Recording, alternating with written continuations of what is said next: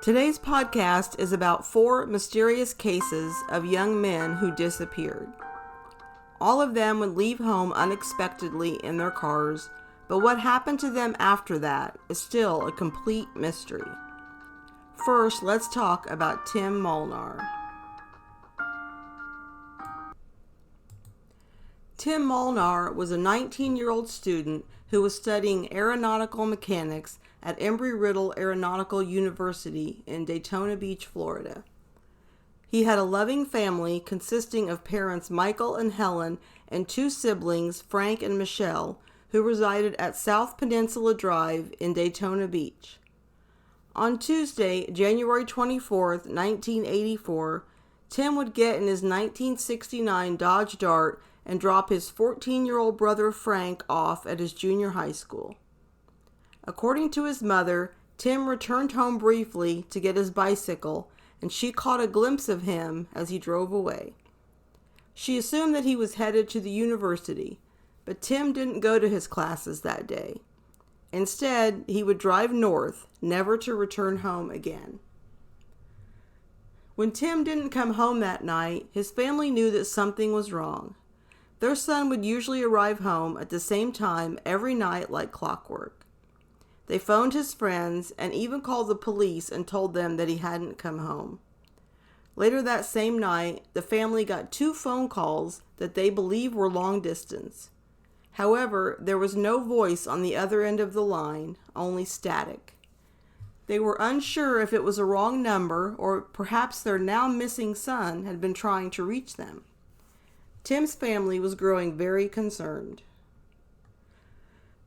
With no contact from their son and not knowing what else to do, about 3 weeks later, they got their first clue. Upon receiving their credit card bill, they learned that on the day of his disappearance, Tim had stopped at a gas station in Lake City, Florida, 150 miles north of Daytona Beach, and paid for a tank of gas using his parents' credit card. Tim's mother was able to speak with the attendant who was on duty that day. He did identify Tim as the person who he helped, and said that Tim had been traveling alone. After a frustrating lack of information about their son's whereabouts, the next clue the Molnars would get would come about 4.5 months after he disappeared. They received a letter from a towing company in Atlanta, Georgia. Apparently, Tim's car was abandoned in a parking lot just 6 days after he vanished, and more than 400 miles away from his home. The parking lot just happened to be 1 block away from the Greyhound bus terminal. This clue would be frustrating to the family, however, in how long it took the company to contact them. If they had known much earlier about the abandoned car and where it had been left, they may have been able to get on the trail of their missing son. The family traveled to Atlanta to retrieve their son's car. Inside, they found his wallet with no money inside, and his driver's license, which made them think that perhaps their son had changed his identity. Tim's college books were still inside, along with the credit card he had used at the gas station. They did notice that some rather expensive items, such as a tool set that Tim kept in his car, a car stereo that he had received for Christmas and installed himself, and the bicycle that he normally kept in his trunk, were all missing from the vehicle. Strangely, Tim did not take any clothes with him from his house when he left that morning. Upon checking, they also discovered that Tim had emptied his savings account of all but $10 right before he left. Another interesting layer to this disappearance would be that a relative of Tim's passed away not long after he disappeared. Tim was mentioned in this person's will, and it is estimated that he would stand to inherit about $50,000 from the proceeds. This would be the equivalent to $155,000 in 2025. They only needed to do one thing, and that is to let Tim know this, but first they had to find him. Sadly, Tim's case would grow cold for the next several years. Then, in hopes of garnering some leads, the television show Unsolved Mysteries would air a brief alert on his disappearance on November 17, 1995. It would run again on January 31st, 1996, and when it aired then, a man named Stephen Cole would be watching. He would call into the telecenter with a story that was, in a word, unbelievable. But first, let's go back to 1986. On March 23, 1986, Donald and Stephen Cole were walking in some pine woods near the town of Merton, Wisconsin, when they stumbled upon some human remains that had been reduced to bones. The remains were found just 160 feet west of Highway E. They alerted authorities and an investigation began. According to newspaper articles, it was determined that it was a young man between the ages of 16 to 22 with wavy brown hair who was wearing size 7 black and white Nike tennis shoes. There were no visible signs of trauma and no bullet holes in the remains. Grass was actually growing through some of the clothing remnants, indicating that the remains could have been there for up to 2 years. He was wearing gray jogging pants with jeans over them, 2 pairs of knee socks, and a t-shirt that read West Coast printed on the front. Over the t-shirt, he wore a blue plaid flannel shirt and a navy blue nylon jacket. In the pocket of the jacket were keys and a wrench. Next to the remains were found a rusted Murray All-Pro 12-speed black and gold bicycle, as well as some safety glasses. There was also a matchbox found on the man that read the West Georgia National Bank of Carrollton, which was a small town 50 miles west of Atlanta. Investigators were hopeful the matchbox could be a clue, but when they phoned the bank, they couldn't find a connection. Authorities would try for years to identify the remains, thinking that this person must surely be missed. They even had a composite sketch made to determine what he may have looked like according to his remains, and they referred to it as the Merton Town Skull. The Waukesha Police Department were baffled that he couldn't be identified, and in an article 4 years later, they would say, "Even though we have conducted a nationwide search for the identity of this man, we have come up with nothing. Someone is missing him. Why don't they come forward? No one has even reported a person missing. This is really weird. Someone knows who this person is."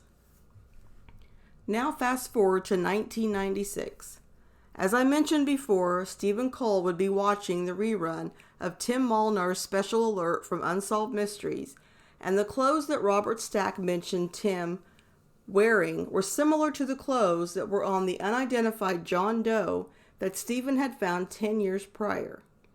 Could it be possible?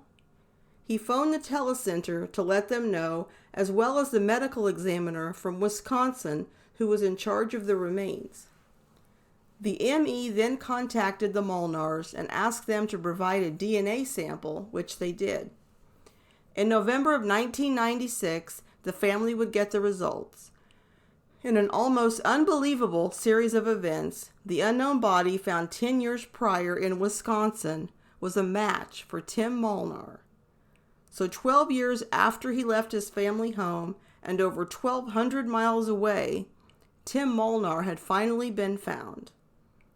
But the discovery of his body would prove to yield more questions than answers. The keys that Tim had on him were also a match to the keys to the family home, as well as Tim's Dodge Dart that had been left in Atlanta. However, next to nothing about Tim's actual death is known. They could not determine exactly when he died or his cause of death, and the body appeared to have suffered no trauma. Tim was found in an isolated rural area several states away that it wasn't thought he had any reason to be at. There are many unknowns in this case still over 40 years later.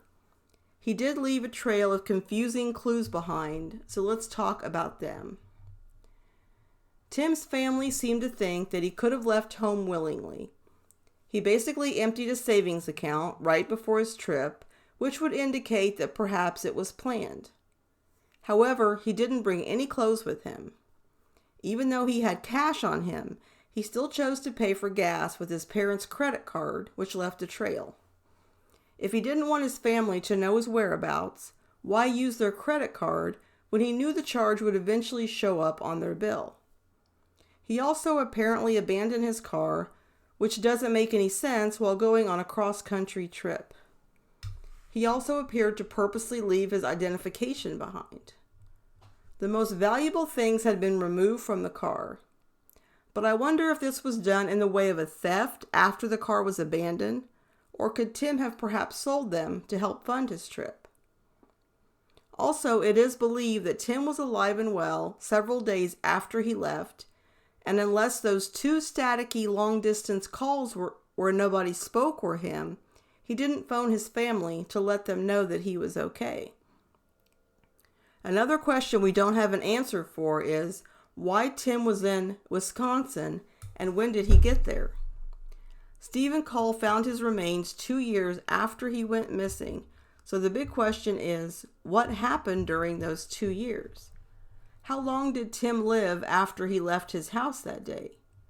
Does the remote area where he was found hold a clue as to what happened?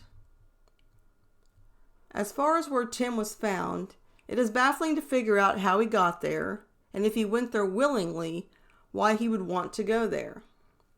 In my research, I came across a post on Reddit that I found interesting. Now bear in mind, Reddit is an online forum where anyone can post and say anything they want without proof. So use your own judgment whether or not to believe what this poster had to say, and whether it could actually be relevant to Tim's disappearance. The poster said that he was visiting family in Wisconsin in recent years. The family was telling him about the Monches skeleton that was found years earlier that had turned out to be Tim Molnar. The family recounted to him that the poster's uncle had a strange former friend who was an older male that they were suspicious of. I won't give his full name, but the uncle referred to him as Dick. He said that he lived nearby in a barn-like shack and basically lived off the land. He would also go for long walks on his uncle's property, and the family always wondered what he was up to. Dick owned a small plane and would fly to Florida and spend the winters there. He was also a registered sex offender and was rumored to let young men stay at his residence. The part that mostly caught my interest is the area where the uncle lived and Dick liked to walk. It was just down the road from where Tim Molnar's remains were found. In fact, Stephen Cole, the man who found the skeleton, lived just across the street from the poster's uncle. So if you believe the poster, it appears that there at least was a suspicious character who would spend time in the area near where Tim's remains were found.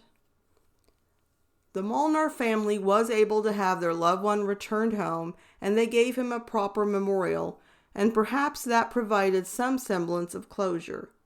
But many questions in this case still linger.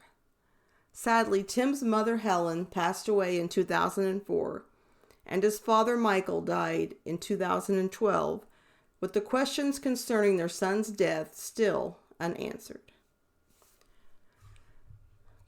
The next case we're going to talk about is Scott Hilbert from Milford, Ohio. He had lived with his parents and his brother, but after graduating from Batavia High School in 1987, he was currently a freshman attending Morehead State College in Kentucky, studying music percussion, and lived in the dorm there at Cooper Hall. At the time of this mystery, Scott was home on spring break. Scott Hilton had spent the weekend with family and friends.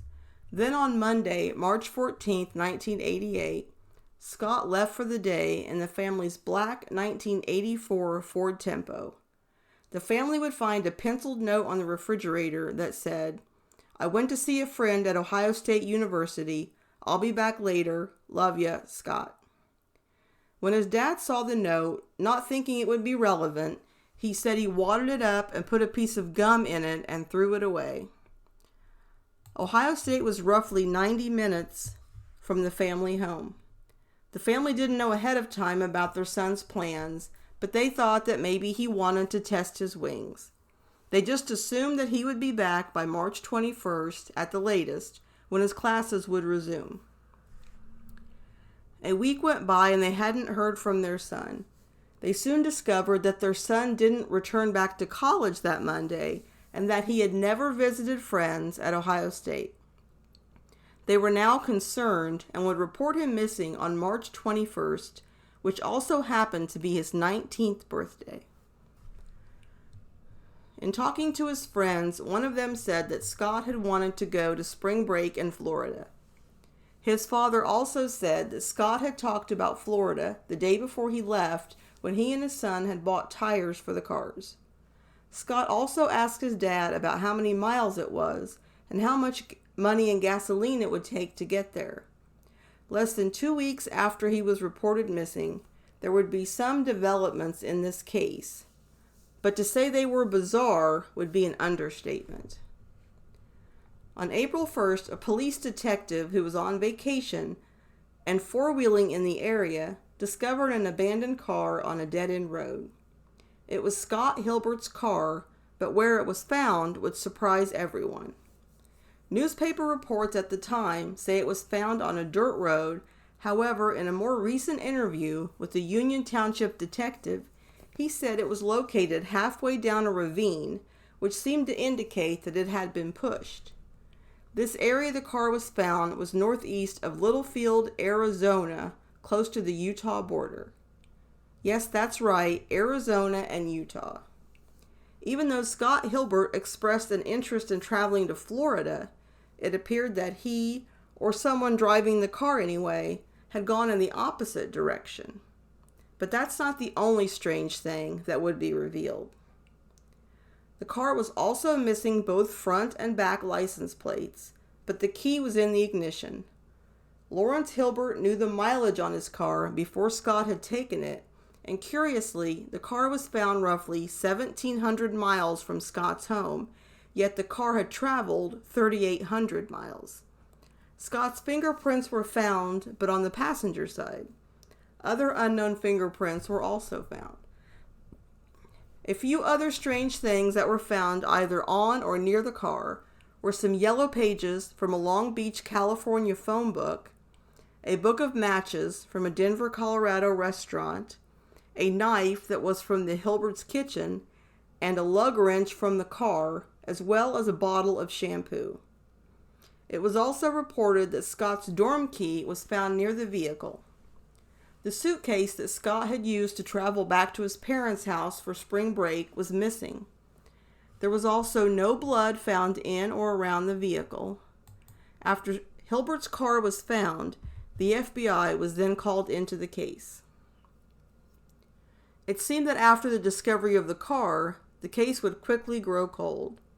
Then on August 30th, 1988, Scott's father, Lawrence Hilbert, would offer a $10,000 reward for information leading to the recovery of his son or his remains. He would offer an additional $5,000 for information leading to the identification, arrest, and conviction of whoever is responsible for his disappearance. He was convinced that his son was no longer alive. The reward did have an expiration date that was 2 months from when it was issued. His father explained why and said that it was so hard not knowing what happened. In his thinking, the expiration of the reward after 2 months would be sort of an ending, and the family could then try to go on with their lives. Lawrence Hilbert would describe how hard the last few months had been on him and his family. It has torn us apart. Life deals some hard blows at times, but this is the toughest any of us have been through. If Scott were alive, we would have heard from him. In 1989, there were still no leads in the strange disappearance. In a Cincinnati article from 1989, Lawrence Hilbert said that the family had moved to a new home in the north side of Cincinnati where they wouldn't have such strong memories of their son. They had also sought counseling, which he believed helped, and also decided to hold a memorial service for their son. Scott's father is still convinced, as he had been since shortly after he went missing, that his son is no longer alive, or he would have reached out to his family. He also said something in passing in the article that caught my attention.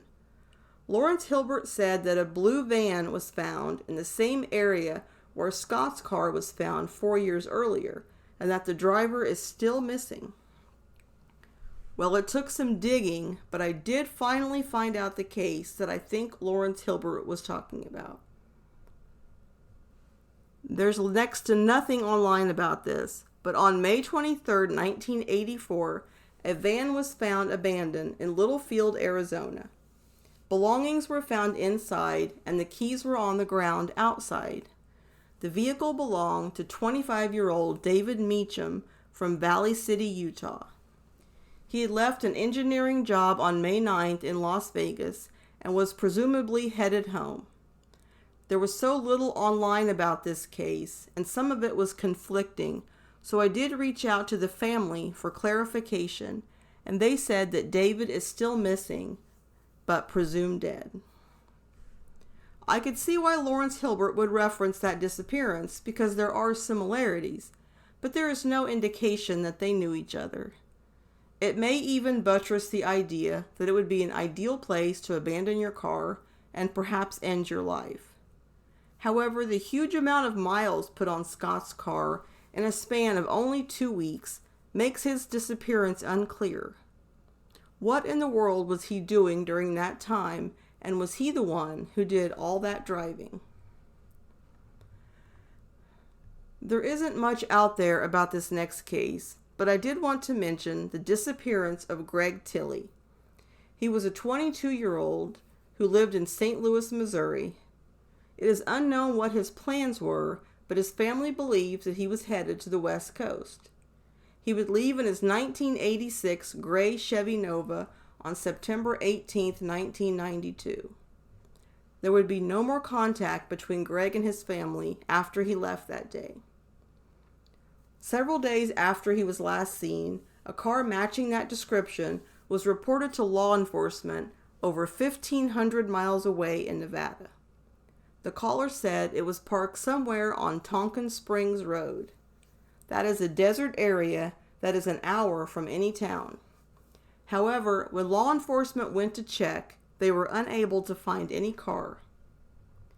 Then, 10 months later, in July of 1993, a group of cowboys would find an abandoned car on an unnamed road northwest of Tonkin Springs Road. The windshield had a hole on the lower driver's side of it. Some reports say it was burned, but in the photos of the car that have been published, no real evidence of burning is visible. Curiously, the VIN number plate that was on the dash had been purposely removed. They were able to access the car's other VIN number location, however, on the door, and after a check, it was revealed that the car did belong to Greg Tilley. Unfortunately, he has never been seen or heard from again. Now, the last disappearance we're going to talk about is Stephen Vincent Milan. He lived in the Applewood suburb of Mississauga, Ontario, Canada. He lived there with his parents, Nicholas and Antoinette Milan, and an older sister, Natalie. Stephen was 20 years old and at the time studied business at Humber College in Toronto.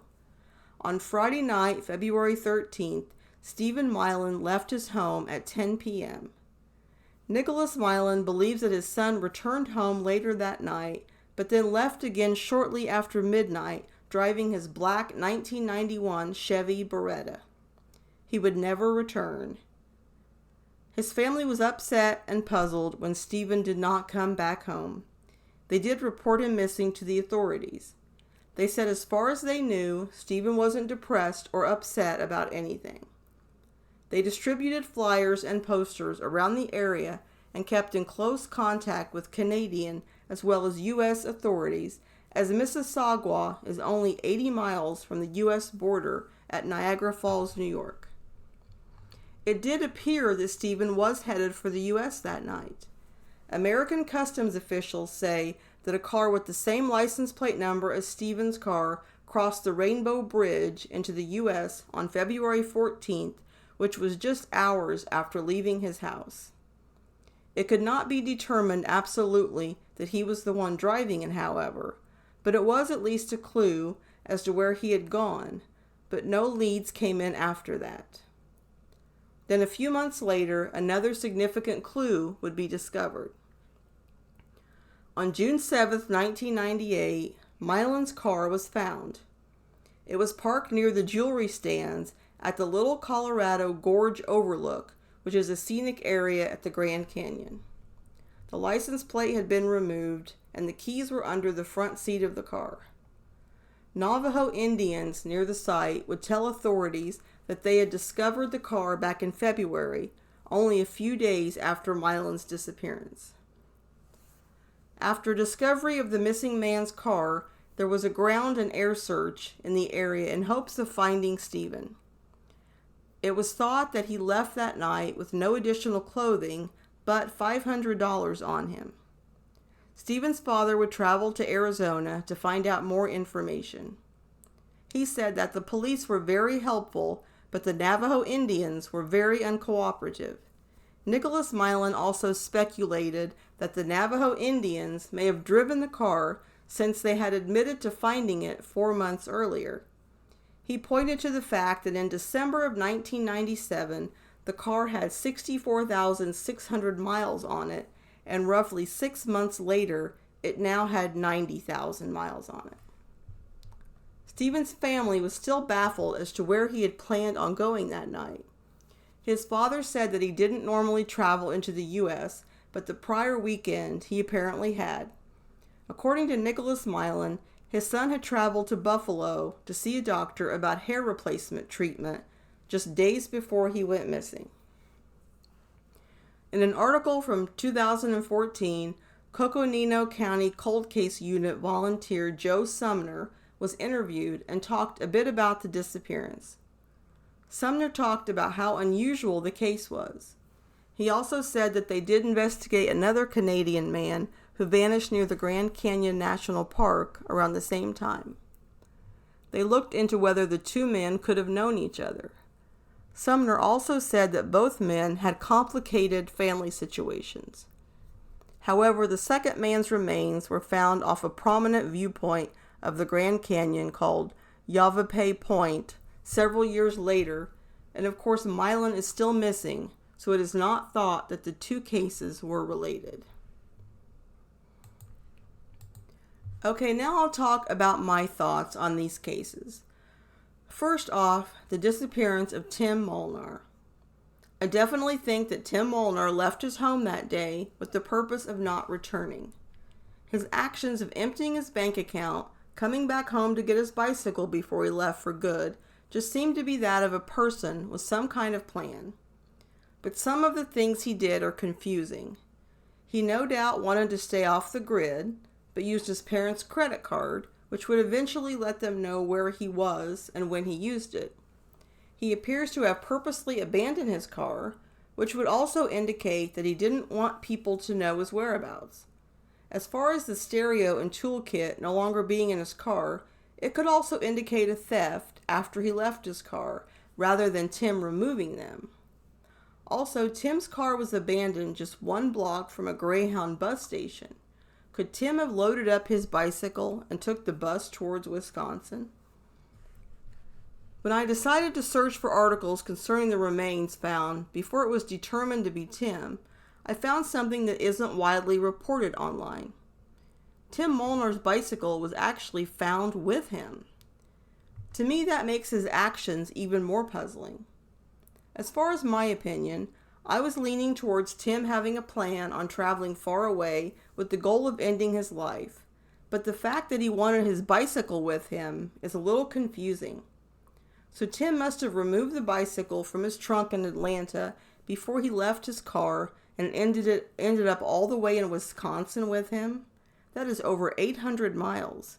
It isn't very likely, in my opinion anyway, that he would ride his bicycle over 800 miles. That makes me wonder if Tim did any hitchhiking. I will say that as far as I know, that was Tim's original bicycle from his home.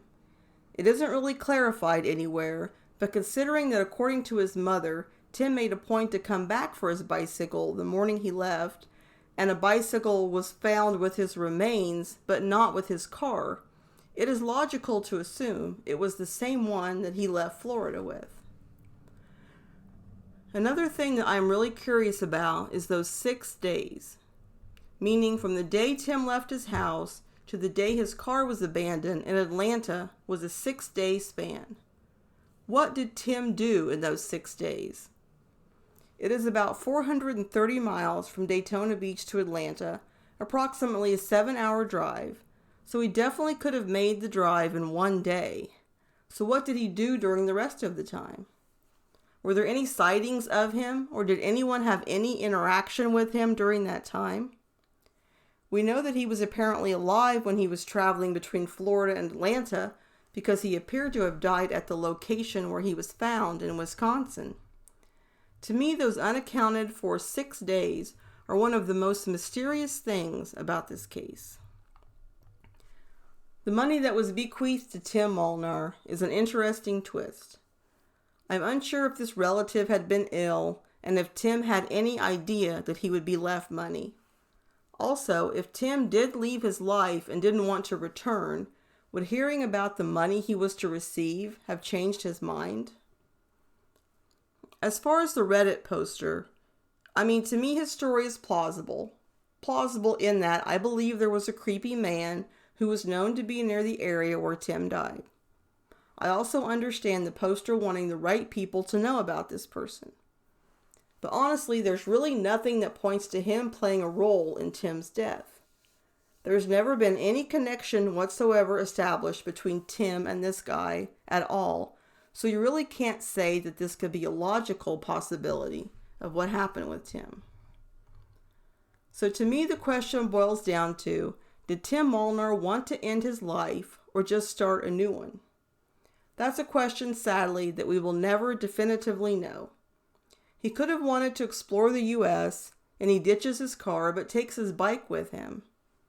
However, the circumstances where he was discovered make me think the scenario could go either way. He was found in a secluded area with no signs of foul play or injury. Tim could have ended his life purposely there.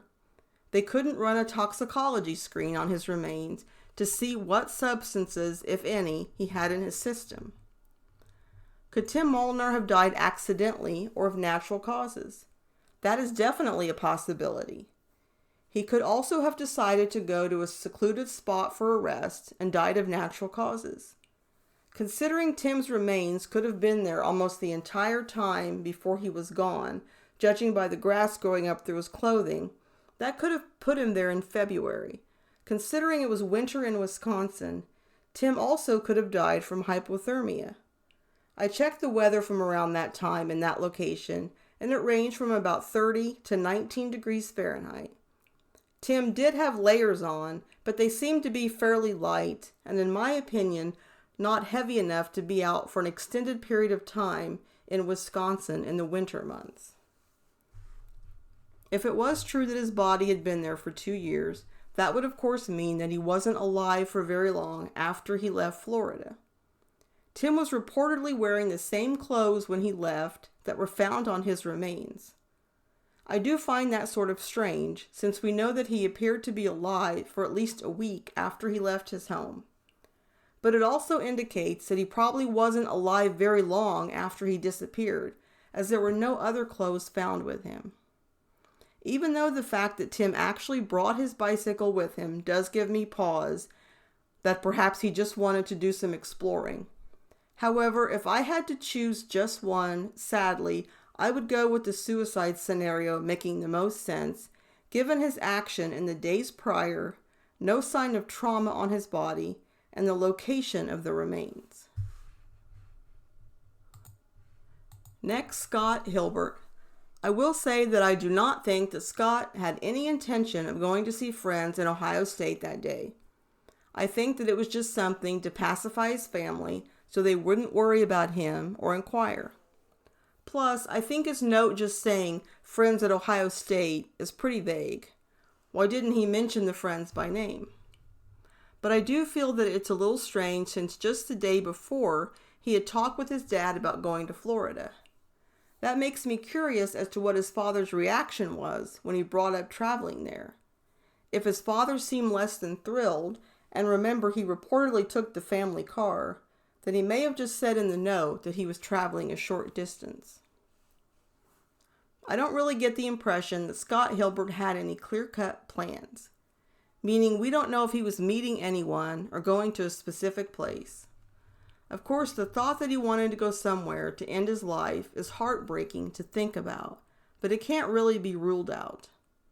I'm not sure what to make of the confusing scene at the car between personal belongings missing, some being left behind, and a few others that aren't even thought to be Scott's. So that presents another, more sinister theory. Could Scott have met with foul play? When you look at his car having been driven so many miles, some things that were not thought to be Scott's found inside, and some unknown fingerprints found, it is puzzling. Add to that Scott never being found, and the location of the car, which appeared to have been pushed off an embankment, it is stated only a tree stopped it from traveling further. You can't really rule that scenario out either. Could Scott have made plans to meet someone? It is definitely possible. He would have known that he would be free that week since it was spring break, and would also know that he would have access to a car. He could have simply not wanted his family to know his business, so thought it would be easier to just write a note and take the car and leave. It's hard to believe that Scott would have planned on never returning home as he took the family car. There's nothing to indicate that he would have wanted to put that hardship on his family, in addition to the stress they went through of him disappearing. There are a few other scenarios that come to mind. One, if Scott wanted to leave his life, could he have taken his suitcase with clothes in it and abandoned the car, and then someone found the car and drove it later to the location where it was eventually discovered? Or if Scott picked up someone like a hitchhiker, could they have harmed Scott and then disposed of him and his suitcase, and then left in the car, later abandoning it where it was found? As far as David Meacham, there really isn't enough information out there to speculate as to why he disappeared. But I will say that I don't believe that there is any connection between his and Scott Hilbert's disappearance. The cars being found were 4 years apart, and there's no indication that they knew each other and lived several states away from each other. Concerning Greg Hilley's disappearance, there is so little information about around the time he left his home. The family didn't appear certain, so their information was vague. They just thought that he may have been headed to the West Coast. That tells me that either Greg didn't have clear-cut plans, or if he did, he didn't share them with his family. I am on the fence between him leaving and deciding to end his life, or start a new life and meeting with foul play, because how his car was found could point to either scenario.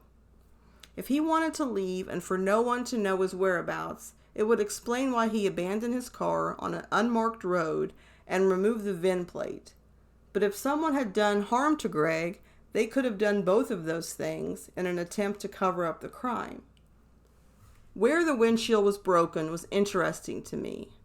So I did a little research, and I think I have a plausible reason why it was broken. Reports say that the VIN nameplate on the dash had been removed. The VIN nameplate on a 1986 Chevy Nova, like he was driving, is located on the front corner of the driver's side dash, right where the window was broken. At first, I thought that the problem with that theory was that the car must have been locked up, or why else would they have broken the windshield? But think about it this way. The VIN nameplate, I'm sure, was on there securely, and it was in a place that would have been hard to reach and especially hard to remove. I believe that Greg, or whoever removed it, simply broke the windshield on the bottom right driver's side window to have easier access so they could remove the VIN plate. That indicates how important it was to them that this car would not be traced back to Greg Hilley for whatever reason. We will probably never know the answer to this, but if Greg Hilley was the one who broke the window to gain access to the VIN plate, then that would strengthen the possibility of him leaving with the plan of committing suicide, in my opinion. Where his car was found could indicate possible foul play, but I think the way Greg Tilley left his home without letting anyone know anything or trying to contact them points to him leaving by his own choice and not likely leaving to start a new life. As far as my thoughts on Stephen Milan, I could go a few different ways with his disappearance. He did leave without telling anyone where he was going or ever trying to get in touch with his family, which could possibly indicate leaving to end his life. But I do wonder if the date he disappeared is noteworthy. He left on February 14th, which was Valentine's Day. Could Stephen have made plans to meet someone in the U.S. that night? His father also said that Stephen had gone to the U.S. recently. His father said it was to inquire about hair regrowth treatment, but I am curious if that was able to be verified, or was that just a story that Stephen had told his family? I do want to say that in almost all modern-day accounts of Stephen's disappearance, it claims that a man found the car and drove it around for months before it broke down. I could not find any newspaper articles or reports from around the time of the disappearance to support that. It just said that the Navajo Indians had noticed it back in February, and his father speculated that it had been driven by them due to the amount of miles that had been put on it. So it is uncertain whether someone did drive the vehicle around for months, or whether it was just misinformation from the original article that quoted Stephen's father. But if someone did drive it, that might better explain the unexplained miles that were put on the car. So there you have 4 tragic cases of men who mysteriously disappear in their cars. All 4 of the cars would be located, but only one of the men. The one that was found, the location and scene only make it even more mysterious. The other 3 were never found, leaving their families to grieve and speculate about what could have happened to their loved ones and what made them leave in the first place. I truly hope that all of these families can get the answers they seek, as well as locate the remains of their loved ones. Maybe then we can have a better idea of what really happened during their road trips.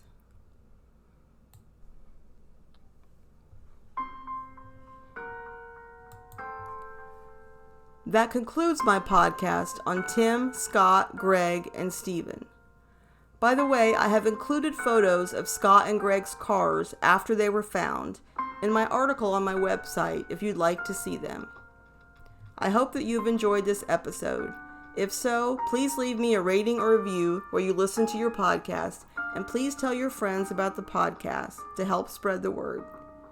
You can find my podcast on Amazon Music, Spotify, Apple Podcasts, and iHeartRadio under one word, Lost and Found Podcast.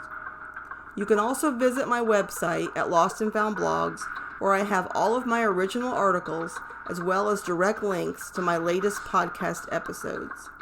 I have a donate button at the bottom of my main website page if you'd like to contribute to this podcast, and I also have a Patreon channel where I post articles about lesser-known missing persons cases. You can reach me via email at lostandfoundpodcast@yahoo. And remember that cold cases stay cold because their story stops getting told.